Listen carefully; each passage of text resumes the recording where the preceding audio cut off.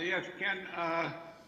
Last year, you at this session, you used the term massively disappointed with the playoffs. How would you describe this year, and what would your message be to the fans right now?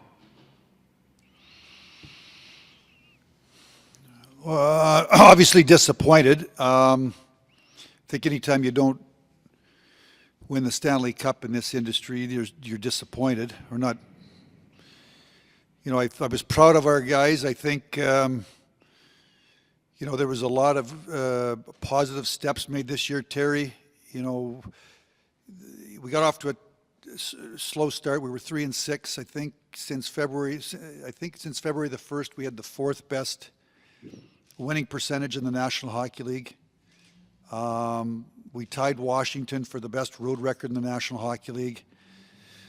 And then we got in the playoffs. Obviously, we had high expectations, and I think I reflect back on my time in Detroit, and before we won our first Stanley Cup, how many massive disappointments we had before we were able to finally get it done. And our guys gave everything they had in the series. We did everything we could over 56 games too. We played our way into the playoffs. We finished second. We knew we were meeting a real good opponent. 3 of the games went into overtime. So very disappointed, but very proud of our guys for, you think about game 3, losing a 4-1 lead with 8 minutes to go, going into overtime, and they bounced back the next night and played another good road game and got the game to triple overtime.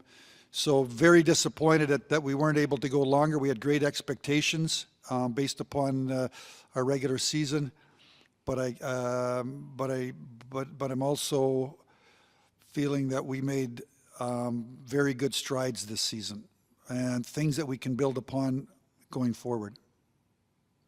Now your salary cap is going to open up.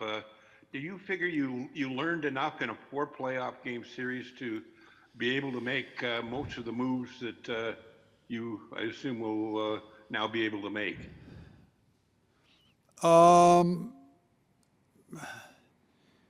Yeah, I mean, obviously, we have lots of cap space, but I have lots of players to sign. So it's not like we've got a whole bunch of cap space and we've got that to sign 3 players. There's a large part of our team, especially up front. Their contracts are up, so they've got to either be re-signed or we use that cap space and go to market. So, I'm going through the process now. It's probably be a week here of exit interviews with our players. Sometime in early to mid-June, we'll have pro scout meetings. I'll get our pro scout people together, either together, or we'll do it virtually. I talked for a bit yesterday with Dave Tippett. I'll give him a week to 10 days to kind of get the emotion out of what just happened here over the last week. Get Dave's thoughts after he'll talk to his coaching staff, and then starting probably mid-June-ish, I'll start to work the phones and talk to agents of players on our team, and maybe before that on a couple of players, and then obviously talk to other managers in the league and work our way through towards the middle of July, when we've got to make decisions to build the team. And I think also part of the evolution of a team, and that was my message yesterday in the group, and also individually, is you need people that are on your roster to take a little bit of a step, whether it's younger players or older players. Part of our growth has to be internal. It just can't be all, what are we doing on free agency, and how we going to go out and make this massive noise on free agency. The good programs, the good teams in this league do a lot of what they do from within, the drafting and the developing, and then you go out and you find the finishing pieces through free agency or through trades. Jason Gregor, TSN 1260. Dave, when you look at it, Ken, from an Ken. outsider perspective, Yeah, not Dave, Ken, sorry, I was thinking, That's okay. yeah, well, maybe you should grow a stash, then I can tell you apart. But your depth scoring 5-on-5, that's a pretty big weakness, whether it's some top six wingers to produce and then your bottom guys. Is that your main priority when you look at this offseason? Yeah, I probably would say so. I would probably be in agreement with you. Now, again, some of that is going to, obviously, we brought up Ryan McLeod, and you look Puljujarvi and Yamamoto and the young players that are, they're, what's Yamo, 22, and I met with Jesse Puljujarvi yesterday. He told me he just turned 23 the other day, and Ryan McLeod, I think, is 21. These are young players. That's part of the secondary. They're people that we're going to grow with. They're important to where the direction that we're going, and they've never been through this before. I think. The playoff series that we had, the play-in series that we had with Chicago, this was different. This was more playoff hockey. I think certainly from the way we played, it was tight checking. One game was nothing, went to overtime. Game one was 2-1. They're tight checking, no space, little space, and you got to. We got to play our way back into the same situation next year, going onto the open market, the free agent market, with whatever salary cap dollars we've got available. Certainly that's what we will explore, is to try to get a little more secondary scoring. So some of the solution is external, some of the solution is internal, and just putting ourselves in this situation over and over and over and over again, and getting more comfortable with it, and eventually having success. Again, I reflect back, I think back to when we won the Cup in Detroit in 97, it was a lot of disappointments in 93 and 94 and 95 and 96 that eventually led to us winning the Cup in 97 and 98. I'm hoping it's going to be shorter, but and how do you got to play your way into the playoffs. You got to be a playoff team every year. You got to put yourself in that situation every year, and you build and you grow on it. In the off season, you tweak your team. You make some changes, and you stick with it. Ken, in your experience, you mentioned Puljujarvi, Yamamoto, McLeod. Is it a little bit easier for young forwards, when it comes to playoff time, even to have that experience? Whereas on your blue line, you've got young guys in Bouchard and Broberg and Samorikov and even Barron Jones. There's a lot of young guys coming with high hopes. But is it tougher to have a lot of youth on the blue line? Well, to win the Cup, Jason, is that your question? Yeah, like to really compete for the Cup. Well, I think so. I think when you watch the team celebrate with the Stanley Cup on the ice every year, there's lots of I call them graybeards, experienced players. And is there some young players? Yeah, but I don't know that it's that's why we put players in the American Hockey League, and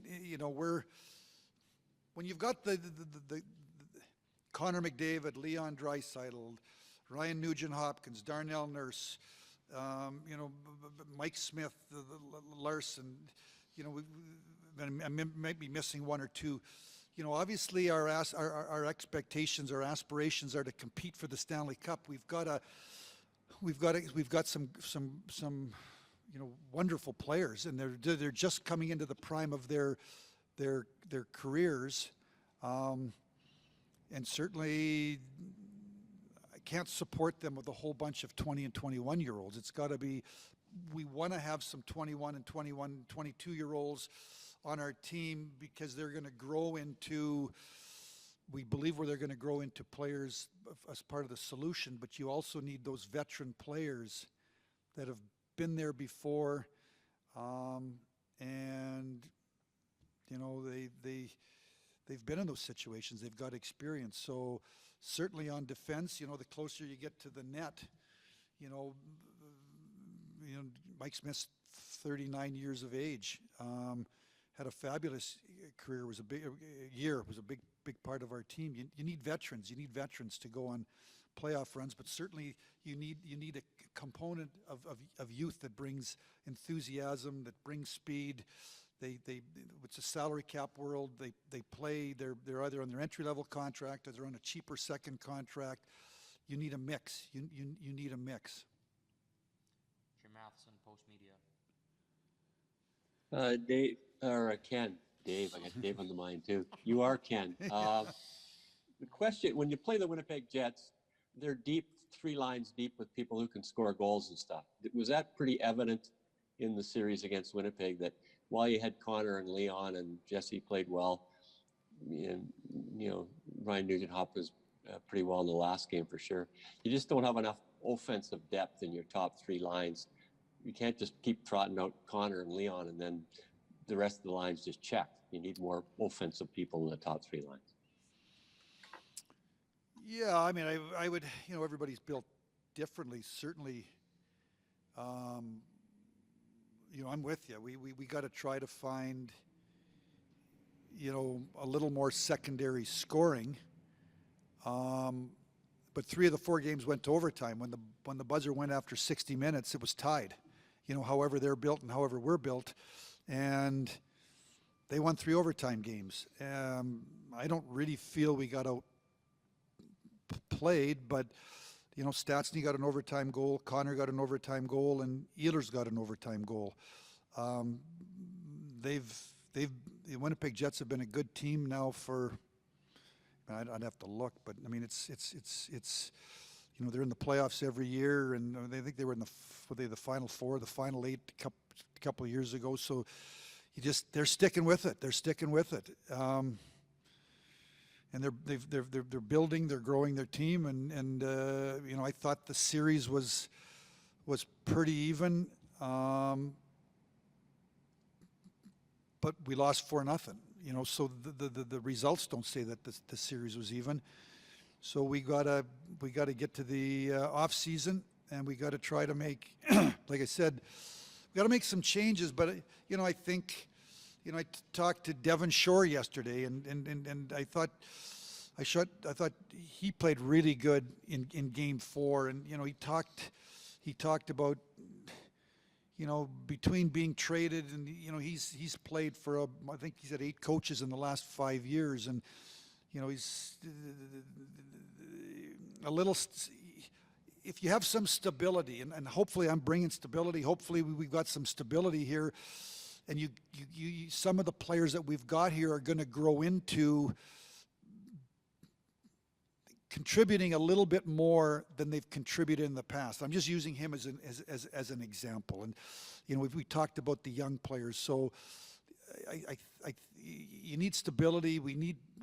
I can't just keep switching players in and switching players out and switching players in and switching players out.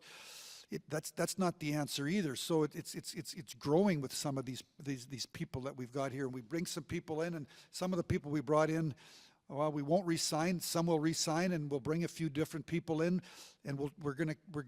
You got to grow it. You got to grow it. I wish there was no cap and there was a hockey store, and it's like fantasy hockey where you can just go out and you can just pick players. But that's not running a team in the National Hockey League. And we're gonna have pain, and we're gonna have disappointments, and we're gonna deal with adversity, and it's gonna make us better. And the pain that we're feeling today, the pain that Oiler fans are feeling today, the pain that we're feeling today, our players are feeling today. This is what I told them. Don't know that that's a bad thing. I think it's a good thing. Why is it a good thing? It's because the expectations are greater. We weren't just satisfied making the playoffs, and oh boy, that's nice. We played at a high enough level over the course of 56 games that we had aspirations that we were going to go on a playoff run, and it hurts today. it's disappointing. It's massively disappointing, but it's not massively disappointing because we feel we underachieved. It's massively disappointing because we had greater expectations. We felt that we, based upon our achievements in the 56-game regular season and based upon what happened last year and based upon the Chicago series, that we were prepared to do better. So that's a good thing. That's a good thing for our organization. It's not a bad thing. Those are the emotions that I felt in Detroit in '94 and '95 and '96, and then we won in '97, and then those were the emotions we felt in '98. In '99 and 2000 and 2001 or '98 we won, but whenever you don't win, you're massively disappointed, and we've got to try to, as a manager, I need a good off season. I got to try to go out and make some decisions, whether it's re-signing some of the people that we got, and then going back at it and trying to play over 82 games, that our team plays our way back into the tournament, and try again. And certainly we know we've got a great nucleus. We've got some incredible players at the top end of our lineup, and I as the manager, working with our staff, need to try to again make a few little tweaks, make a few little changes. But I think we've made tremendous strides. As I've watched our team over the last 2 years, we play. We check, we work, the game when we lost 4-1 in Winnipeg in Game 3, we're sitting in the coach's room and we were trying to figure out how many games that we had lost in the third period this year in over 56 games. I don't have an answer for you, but not a lot. We were able to take those leads. We didn't play a lot of overtime games. We didn't go to shootout. We were able to win lots of games in regulation. So, why did it happen in Game 3 in the playoffs? I don't know. We all saw the sequence of events. Everybody watched the game, but we didn't do it during the regular season. So it just tells you that the playoffs are something different. I think I sat here before the playoffs and I said, take the regular season statistics, throw them in the garbage. It's a new season, and everything starts from fresh. And we don't blow a lead many leads in the regular season. We blow a lead in the third period of a playoff game. But you got to learn from it, and we'll be better for it, and more prepared. And down the road, we hope this ultimately leads to that we win the Stanley Cup. But that's what we're pursuing. But you got to get into these situations multiple times, and. I think I sat here on my opening press conference and said, I wanted in year one that we control our own fate on March the 1st, so that we got to win big games. And we did that, and we've gone 28th overall. We've been 12th overall last year. We're 11th overall. You got to get into the top 10 overall over 82 games, and you got to be in the playoffs every year, and you're going to have some disappointments, and you're going to have some adversity, and then you're going to tweak the team in the off season, and the players that are part of it, they're going to learn from it, and we're going to stick with it. But the pain that Oiler fans feel today means that our players played their way into that's I guess what to Terry Jones's question, the pain that we're feeling today. It means that our team we were competitive. We played at a high level. We were second in the division. Like I said, we were the fourth best record over the last 47 games. We were good on the road. I think I could give you lots of statistics. Our team's goalie saves percentage is in the top 10. We played the type of hockey that I believe you need to play to be successful in the playoffs. We weren't successful this year, but it was a very close series. Winnipeg the Jets found a way to advance, and we didn't. We have to make a few moves this off season. I have to re-sign some players, and we're going to go back to training camp. I'm happy that, away from here, I'm happy, tonight starts a little 3-game mini series in Bakersfield against Henderson, And what does it mean? It means, you know, the job that Keith Gretzky did in building Bakersfield and creating a winning, positive environment, because some, you know, McLeod was down there. He came up here, and, you know, Dylan Holloway is not playing, but he's around that environment. And Skinner's a net a young player, and Benson, and there's some young defensemen there that you know, one day we hope are going to grow into NHL players. So you gotta, you know, I'm happy that we're creating a winning environment. And I've talked to Keith Gretzky the importance of building a team down at the American League level with American League veterans that are going to impact the young players of this organization down the road. That's what we're trying to build. We're trying to build a winning culture, a winning environment. And again, I believe we've made progress over the last 2 years. We need to continue down that path. And Mike Smith, you're going to re-sign Mike Smith? Yes. I wanted to talk. Mike's going to Kelowna. Or he's left. He's gone to Kelowna. You know, I've got a place in Vernon. I told Mike we'll get together here in the next, when I get out there, probably 10 days, 2 weeks from now, and I'll get together. I'll talk to his agent. But yes, I do want to re-sign Mike Smith. Daniel Nugent-Bowman, The Athletic. Good morning, Ken. Morning. Third time's a charm. You, to paraphrase, you've said that, you know, free agency, the July 1st, obviously it's a little bit different this year, is the day for players and not for managers. That's where the players make their money. So having said that, do you anticipate being active in trades? Do you want to make at least one impact trade to augment this hockey team? Did I say that, or you asked me if I'm? Oh, I'm asking you if you think that it would be that you'll have to make, or that you would want to make an impact trade to augment this hockey team.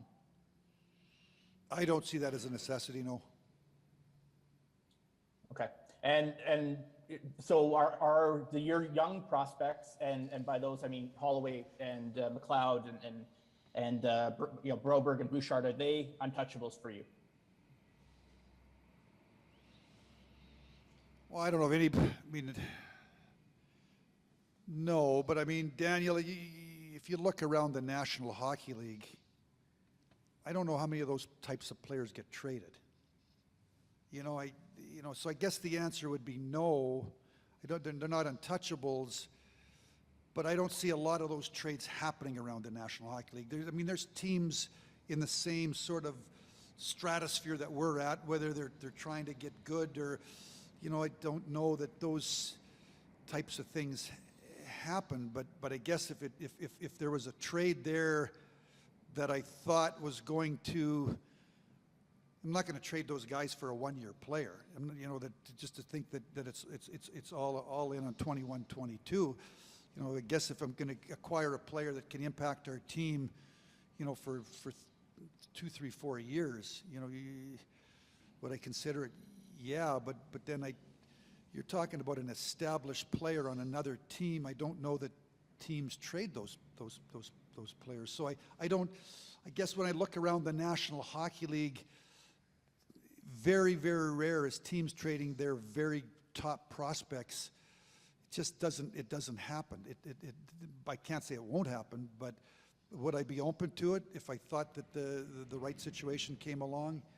Yeah, I mean, I did in Detroit one year. I traded Anders Eriksson, who was a first-round pick, and then 2 other first-round picks to acquire Chris Chelios in 1998. We were going for the three-peat. We'd won in 97 and 98, and it didn't help us in 98, but Chelios was on the team and was the second in the voting for the Norris Trophy, and we won the Stanley Cup in 2002, 4 years later. So I have done something like that in the past. Mark Spector, Sportsnet. Morning, Ken. Morning. So tell me specifically about your defenseman. You got Barry's a UFA. You ran your first rated power play this year. You got Clefbaum ran your first rated power play last year, and you don't know if he can play. How do you make the decision on whether to keep Barry when you don't know if Clefbaum's coming back? Well, when Clef was here, he was here for about a month. You know, he'd had his surgery in whenever, I'm losing track of dates. It was in February sometime. But I talked to J.P. Barry, his agent. I talked to Clef. I'm going to touch base with the Clefbaum camp Clough and his agents around July 1st-ish, early July. Obviously, we have to make, July 5th, 17th, I think, we have to submit our protected lists for the expansion draft. So I basically what I'm saying to you, Mark, I got time. It's not like I have to decide that this week. So,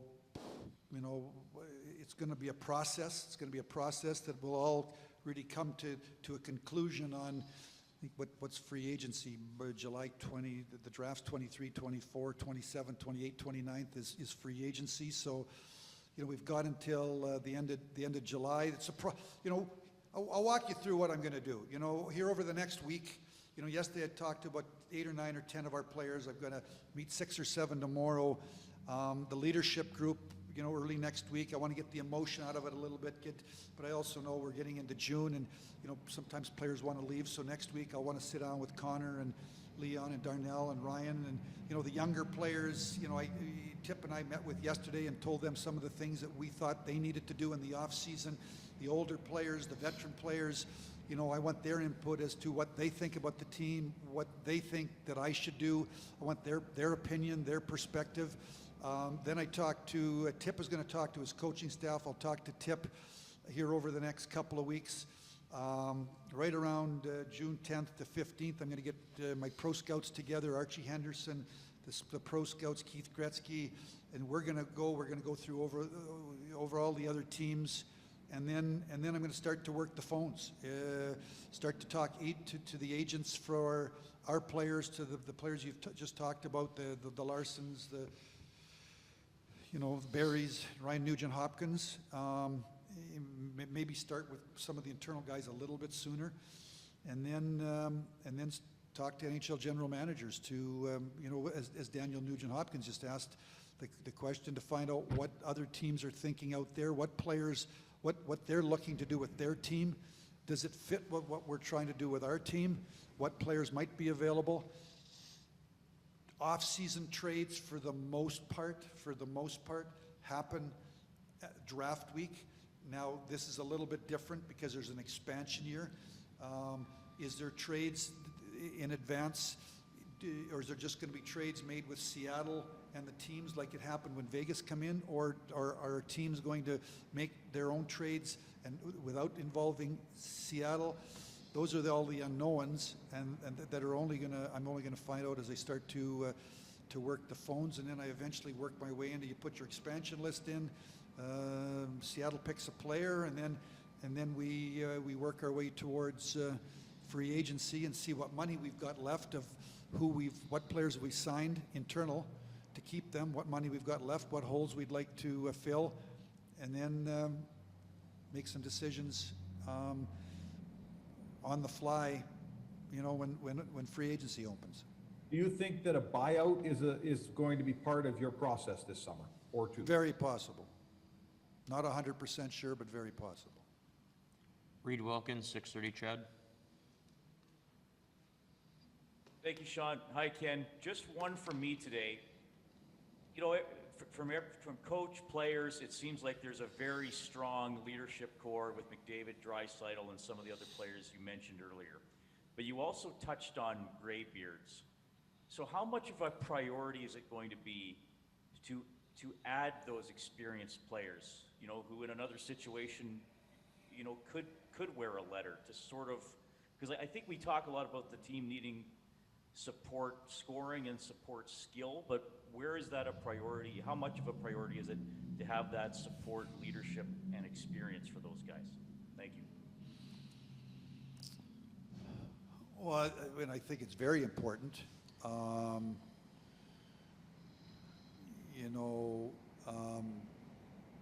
First off, when you look at the players we got here, I can't see somebody coming in from the outside and wearing a letter. Obviously, when you look at the leadership group that we've got, and there's still an unknown with Clough. Is Clough coming back, or is Clough not coming back? And like I said, I'll have a little idea on July. I might not even have a real idea until unless Clef says he's absolutely a no-go and his career's over, I don't know that anyone's going to really know, doctors, Clef, until September, October. So Clef is obviously a big unknown. I think when I took over the team here in May of 19, what I tried to do, I call them pros. We went out and we signed a whole bunch of pros to create depth and competition. And then some of those pros we re-signed. Some of those pros we didn't re-sign. We went out and we signed a bunch of other pros this year. Cahoon, we made the trade for Ennis. We re-signed Ennis, and so certainly I'm very. That's what we did in Detroit. I mean, that's what I did in Detroit. I tried to. You went out and you got a bunch of veteran players and experienced players, and tried to create more depth. You can't have enough depth, enough competition for jobs. You need some secondary leadership. Some of the secondary leadership, again, has to be that internal growth. So that's what I'm trying to do. That's what we're trying to do. We're trying to make the team deeper, make the team better. So I think you've nailed it. I can't give you any names. I think that's what I've tried to do here. I believe we're heading in the right direction when I look at the contributions of the young people, the leadership group. They're coming into their prime. What's Connor 24, Leon's 25, Darnell's 26, Nuge is 27. We talked about those 21s and 22s and 23-year-olds. So I got to see who hits the open market, who's available, how much money we got to spend. Then those players got to decide what options they've got, and then I'm confident we're gonna have a good hockey team going into training camp. But I don't have a crystal ball to read the future, but that's what I want to accomplish, is what you've just laid out. Ryan Rashog, TSN. Ken, you guys have said all along that you want to build a program that can be competitive, not just for 1 year, but for a bunch of years, and sort of really prolong that window. And you've kept the bulk of your prospects, you've kept your first round picks, you've sort of put the futures in place, but you're not getting the results right now that you necessarily, that you would want. So do you need to be more aggressive from this point forward? Is there need to be more of a willingness to maybe rob a little from the future to support the group now for more success now? Does that balance change after this year? Well, I just told you the age of some of these. I'd like to think that this. You got to get in the playoffs. Ryan, your question, I can go two ways with it. One way it makes sense, yeah. But I don't know that anything you can do. I look back 2 years ago when Tampa Bay had, I don't know how many points they had, and they lost in four games to Columbus. And Calgary was the Western first place team, and they won one game.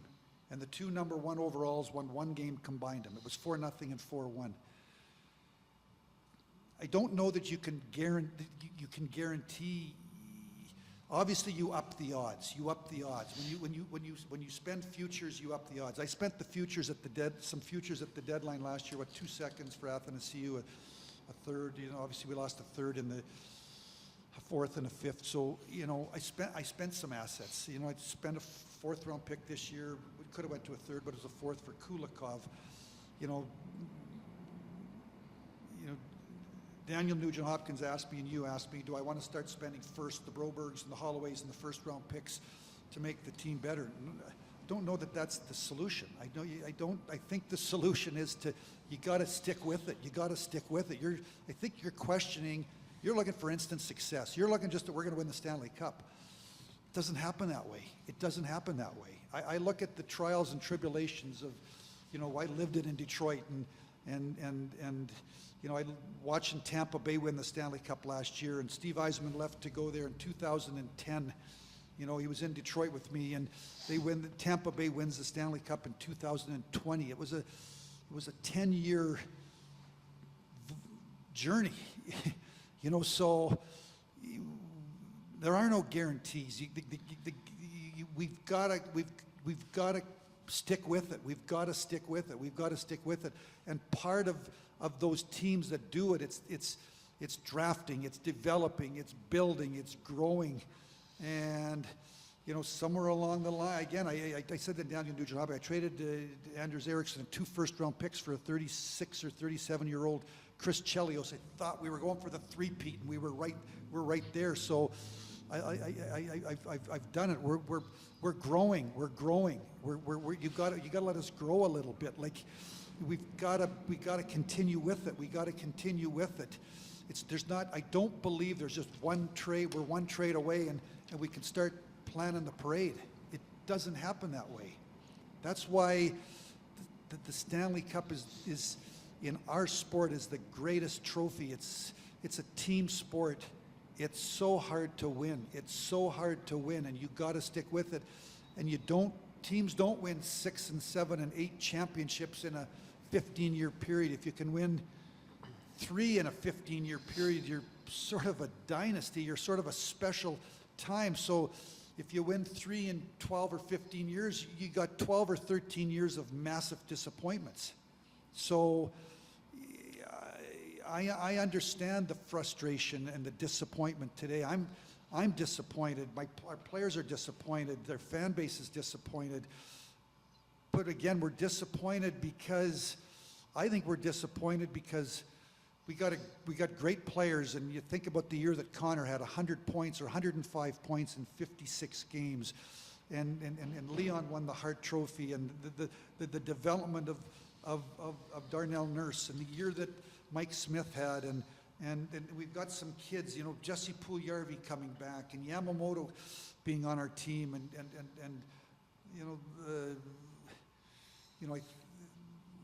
there was great expectations. We got to continue with that. We've got to continue with that. There's so many good teams in this league, and you get into the playoffs, and you go from a 32-team league in the regular season to 16, to 8, to 4, to 2, to 1. It's hard. It's hard. So my message is I believe we're on the right path. I believe everybody knows we've got great players. We got we got a great player, and generational player in Connor, and Leon's an unbelievable player, but obviously it's my job, my responsibility to try to support them and find other players to help make us better. I believe, and I said to you, we went from 28th overall to 12th overall to 11th overall. I've just laid out some other statistics. I believe we're on the right path. I believe we're on the right path. We just had a massive disappointment. Winnipeg is a real hockey team. They've been doing the same thing that I'm just laying out to you for the last 6 or 7 years. And they're sticking with it. They're sticking with it. They're sticking with it. And there's other teams that we can go through. They're sticking with it. So it's not. There's so many good teams. It isn't just one trade away and go wheel out a bunch of future and bring in some guy, and that's going to be the missing piece. And we can start to have multiple celebrations. Don't happen that way. Doesn't happen that way. I lived it. Yep. I lived it in Detroit. Doesn't happen that way. And I appreciate that. And nobody's suggesting that spending like drunken sailors would be the answer to anything. But and maybe what I'll say here, whether it's fair or not, it seems you went into the playoffs this year kind of understanding that there were some holes in the lineup, but hoping you could do some damage nonetheless. And given the cap situation and everything, I think that's understandable. But can you in future years approach the trade deadline, and not address the holes that you know are there with futures if they're there, and not equip your group to hit the playoffs, you know, as a more full group, like but being confident while there's lots in the cupboard. That's the mindset I'm wondering if that has to change, not just blowing everything out the door for a one-year run. Mindset from me or mindset like?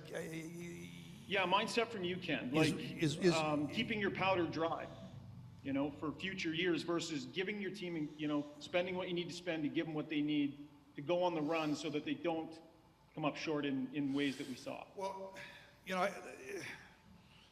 you know, Brian, I've been at it for 24 years, and, you know, 1 year as an assistant manager, but I've been to the final 6 times, and we were fortunate enough to win 4 times, and I did lots of deals that, you know, we were out in the first round, and I don't know if we win the Stanley Cup in 08 if you don't, you know, make the deal for Brad Stewart for a second-round draft pick. He was just sort of the right piece to fit with Cronwall, and it was, you know, Lidstrom and Rafalski. So, yeah, I've lived all that. I've lived all that. What you're saying is I've lived all that. Now I'm coming here and we're starting all over again, or I'm starting all over again. Obviously, Detroit went, you know, up, and then when I left, it was the last 2 years I missed the playoffs, and I charted the course for a rebuild, trading away young, you know, for players, Tatar for a first, second, and a third round pick, and Nyquist for a second and a third round pick, and multiple players for thirds, and this sort of charted the course, and Steve Yzerman's there. So now I'm coming here, and obviously I've got Connor, and I got Leon, and I've got, you know, a tremendous nucleus of young players. It reminds me of, you know, 93, 94, 95 in Detroit. You got to stick with it. We had great regular seasons, losing the first round to San Jose, have 100 points, losing the first round to Toronto. You know, Toronto has 99 points, we have 100 points. Toronto goes on, we lose out. They go to the Final Four, we're out. You know, a year later, 2 years later, we have a 38-point bulge on San Jose. They upset us, they go on, we lose out. 97, 98, we win the Stanley Cup. I'm not going to tell you we're winning the Stanley Cup. I'm telling you, what I'm laying out for you is that we got to stick with the process. We got to stick with the plan. You got to continue to try to build your team. We got to try to play our way into the playoffs every year. Yeah, you know, if you want to win a Stanley Cup, you can't, over a 10-year period, you can't make, I guess you can make the playoffs 3 times and win the cup once or twice, but you'd like to be in the playoffs 10 out of 10 or 8 or 9 out of 10. Like you got to get into the tournament. You got to get into the tournament. And then when you play high, when we get to the trade deadline, I've done all that. I've traded first round picks and a bunch of futures, and I traded some players away so, you know, my mindset is I've done all that. I've done all that, and I'm prepared to do it again. If the right players are available at the appropriate time. But I do think I need to build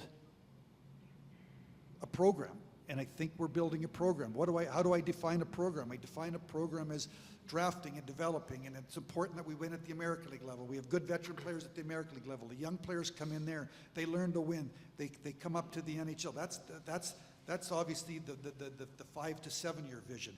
What's the vision for? Then there's a 1 year vision. There's the 6 month vision. There's the vision here between the 3 month vision to get to August the 1st and do other things that I just laid out to Mark Spector. You know, the off season, and then let's get back to training camp, and we got to do it all over again. Over 82 games. They play the 82 games to see that 16 teams can make it in and 16 teams go home. We want to play our way into the 16, and when I get to the trade deadline, if we're playing at a high level and we're going to be in, I'm going to spend some more futures, and I'm going to try to bring in a piece here and there. I'm laying out a program to stick with it. You got to head down a path, and you can't just whip over here and whip over there, and you got to stick with it. And the teams that are successful in this league, the successful programs, they make the playoffs every year.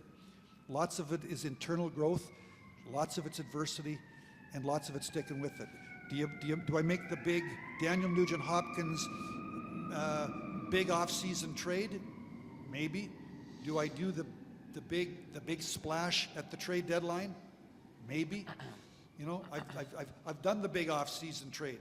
It was Dominic Hasek in 2001. I've done the big splash at the trade deadline in the past in Detroit. So I've done all that. I've lived it, Ryan. I've lived it. I've done it. But we've got to grow. We've got to grow. We've got to grow. And we've got to build. We've got to build. And then you've got to do it year after year after year after year. And you hope, obviously we hope with the players that we've got here, believe with the players that we've got here, that it's going to happen. But there's no guarantees. There's no guarantees. You've got to build it. You've got to grow it. And you can't just have an adversity. And I don't even know, you know, we got beat by a real team. It's not like 94 when the team that was 38 points below us upset us in Detroit. Winnipeg is an established program. They got really good players. They've got really good depth. Somebody on here just asked, talked about it's a really good hockey program. There's lots of really good hockey programs, and we're trying to grow into one of those really good hockey programs. And so at the appropriate time, will I do all those things? Yeah, but those players have to be available too. Dominic Hasek wanted out of Buffalo. Chris Chelios wanted out of Chicago at the time, and they wanted to go try to a team that could win the Stanley Cup. So it's all got to dovetail together. It's a whole bunch of things have got to happen. But in the meantime, as the manager of this team, I want to chart us on a course to building a program, to trying to build a team that can be in the playoffs every year, get in the playoffs every year, be in the tournament every year. And obviously, I know we've got with Connor and Leon and how great they are, and their determination and their passion and their commitment. We've got incredible leadership, not incredible talent, not only incredible leadership, we've got incredible talent and leadership. And I know we've got to add to it. This season we got some cap space. It looks like we're going to have some cap space. Now I'm going to explore what we can do with that cap space. But I don't want to just make noise for the sake of noise and then wake up 6 months from now and have buyer's remorse. That's going to happen. Sometimes that's going to happen anyways. I mean, not every move you make. That was one of the questions that people banged away on me when I became manager here in May of 2000. Bad contracts in Detroit, bad contracts in Detroit, bad contracts in Detroit. You're going to have bad contracts. Like you're going to try to do some things, and not everything works. Not everything works, but you got to have more things that work than don't work. So that's where I'm at. So the question that you're asking me, I've lived it. I've done it. Will I do it again? Why not? I've lived it. I've done it. But the right players got to be available at the right time when your team's you feel that you're that piece away. We got to continue to build and grow here. Jack Michael, 630 Chad. Ken, I had a specific question about, maybe the unique quality of this series, although you have so much experience. Edmonton led for 60 minutes, Winnipeg 19. Does that combination, coupled with the brevity of the series, muddle a bit how you analyze the series and what you need? Because I know you've lost longer series with a better team, and a couple of occasions you've been beaten soundly by a better team, and I mean lost a longer series when you've had the better team. I'm curious how you analyze this one, and is there a series you can think of that you can compare it to?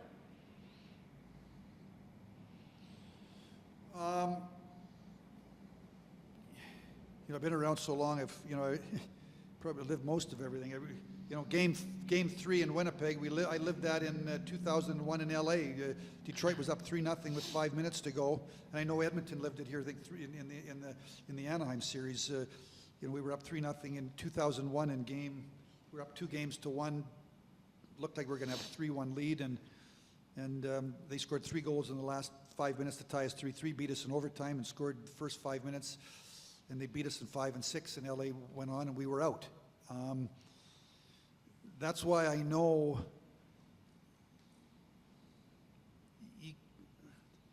playoffs are you play somebody for 10 to 12 days. Like it happens fast. And the team that I always say that not necessarily the best team wins the series, the team that's playing the best wins the series. Because it happens so fast. So that's why I'm saying I believe we gotta stick with it. I believe we're making progress. I told our players yesterday that, they're on the ice. They're on the ice, and I'm looking from the press box level. I'm looking, and obviously then there's the fans' perspective and the coach's perspective. He's not on the ice, but and from my perspective, I told our players, you can't see it today, but I believe we're heading in the right direction. When I look at us collectively, and I look at us individually, and maybe I'm looking at some other things out there, and I feel good about Bakersfield and what's going on down there, and there's some young players down there, and again it might be 2 or 3 years down, but it's got to start somewhere. It's got to start. It starts at the draft table, and then obviously the trades, the Daniel Nugent-Hopkins, the big impact trade, and the Ryan Rishaug trade deadline. Spending a bunch of futures for that one piece, but it's an all-encompassing package. So, I thought the Winnipeg series was 2 really good teams playing, and they're in and they're out. I can't tell you why, but when I evaluate the year, I need to I want to get the emotion out of it. Like, we just today's Wednesday. We lost out Monday night. It hurts. So I got to get the emotion out, and then I got to analyze. The things, the good things that we did. I got to analyze the playoffs, and I know that we've got to get a little bit better. I know that we got to get a little bit different. I know that we got to get ourselves back into the same opportunity, be in the playoffs, and try again. And believe that we're going to be a little more prepared, a little different, a little better for a different result. Because there's so many teams so close. And when you watch the games, I watched Carolina play last night against Nashville. It's 2-1, and for Nashville, Carolina scores with 7 minutes to go in the game, and Carolina wins in overtime. That's the league. It's not 5-1. It's not 6-1. That's the league. It's a bunch of overtime games. It's trying to protect a 1-goal lead in the last few minutes of the game. It's a close league, and you don't. It's too hard to be at the highest level just to differentiate yourself and be massively better than everybody else. It doesn't happen that way. It doesn't happen that way. You've got to find ways to win lots of games close. Winnipeg found ways to win lots of games close. We didn't. We got to put ourselves. We've got to spend an off season here, go back to training camp, and play our way back into the same opportunity. I don't know what else. I don't know what else to tell you. I guess I lived it, and I watched the league. I just watch playoff games every night. I watch playoff games from last year. I watch playoff games from this year. And you look at the scores, and you look at the series, and how close teams are, and the margin for error. It's a fine line league, and we got to get a little bit different, a little bit better, and we need some internal growth. And I know we've got a tremendous nucleus, not only in terms of their playing ability, but also in terms of their passion, their determination, how hard they work, how much they're driven to win that ultimate goal. But it comes with lots of challenges and adversity along the way, and that's why you're going to see some team that wins this Stanley Cup. They're going to party, that whole organization parties so hard for 2 months because it's so hard to win. But I believe I'm trying to come in here, chart a path, chart a course, and it's a course of trying to build a program, and at the appropriate time, history suggests that I've made bold moves, and we need to continue to build that program, and at the appropriate time, if the right person's available at the right time, we'll make that move. But until that point in time, I think we got to continue to build and get better, get better a little bit at a time, And you mentioned as part of building the program, you solicit opinions on what you should do from the leadership group. Does it take a while to get comfortable with your players so that they'll feel comfortable in sharing that with you? And in your experience, have they helped recruit guys for you? That's a good question. I'd like to, I guess that I'm going to give you my perspective. I'd like to think that,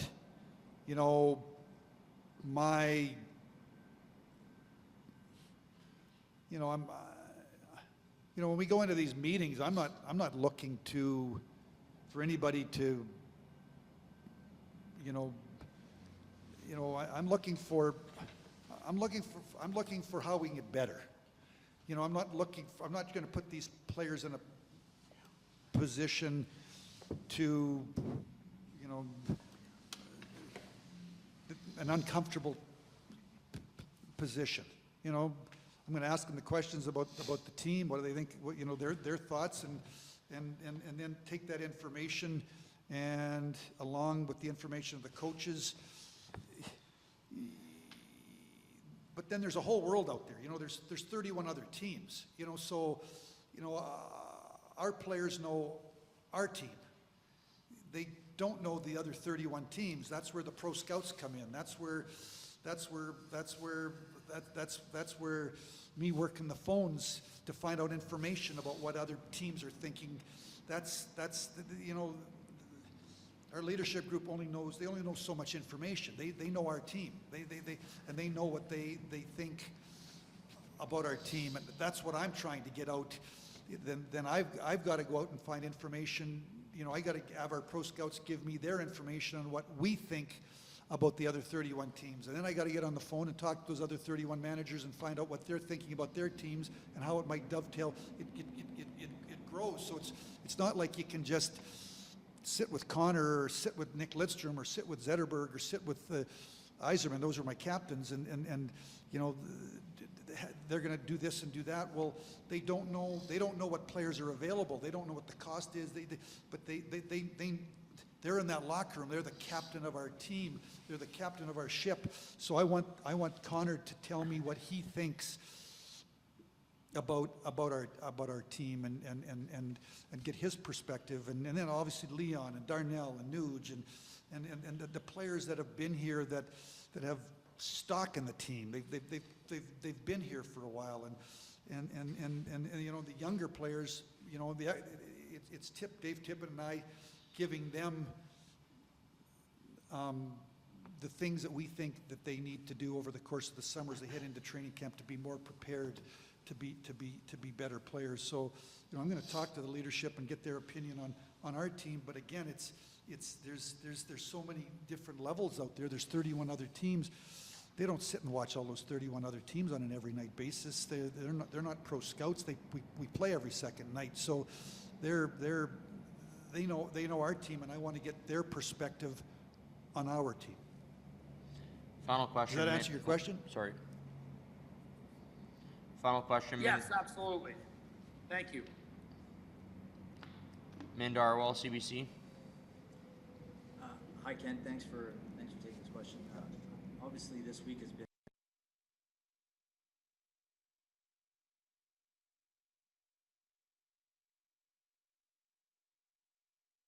from the top all the way to the bottom of the lineup. Some of that criticism has turned into racism, particularly from Ethan Bear. I want to know what your thoughts are about that, and you know, if you've had a chance to talk to Ethan, and also, you know, as an organization or as a league, whether you know, it's time to look at fans who partake in this kind of abuse online, and whether they should be banned or not, kind of like what other leagues have done around the world. Well, I mean, first off, it's, you know, it's totally unacceptable and it's disgusting. I just found out that this press conference started at 11, and I just, yesterday I was in, you know, we had our exit meeting at 1 o'clock, and I was in until 6 or 6:30. I was just meeting players, and then went home and came over this morning. I was making some calls, and then Tim Shipton, our PR person, and Jamie Cartmell told me about what happened with Ethan. So I just heard of it just before we started. You know, Ethan's, first off, it's totally uncalled for, totally unacceptable. It's disgusting. There's no place in our world for racism, and obviously there's many people taking the lead at lots of different levels at trying to, you know, get this out of our society. And you know, Ethan's an unbelievable young man. He's a tremendous role model for all young athletes, and especially the Indigenous community. He's involved in, you know, he gives time to the community. He's popular in the locker room. You know, 2 summers ago, he spent his entire summer here in Edmonton in the gym, every morning with our strength coach, focused, determined, committed to get himself in the best shape that he could as an athlete, to come into training camp, to compete for a spot with our hockey team, and he made our hockey team. So he's an incredible role model. And I feel, I have not talked to him. I'm going to call him. I'll call him here after we're done. I feel, let me use the word sick. Incredibly, I feel sick for him. I feel disappointed for him that he would get this kind of abuse. It's unacceptable, and obviously we all have to continue to work at every level to continue to, I think we've made strides, but there's a long way to go to create a world where everybody feels, you know, safe, and they don't get this kind of racism and abuse. So I feel sick for Ethan. Met with him yesterday for 45 minutes. Tip and I, you know, our exit interviews. He's an incredible young man, and you know, I'm going to reach out, tell him that I personally and our organization totally support him, and do whatever we can to help. Obviously, I'm going to talk to the people. I'm 65 years old. I don't live in that social media world, so I want to talk to our PR people, you know, Jamie Cartmell, Tim Shipton, and see what we can do as an organization to try to make sure that this doesn't happen in the future.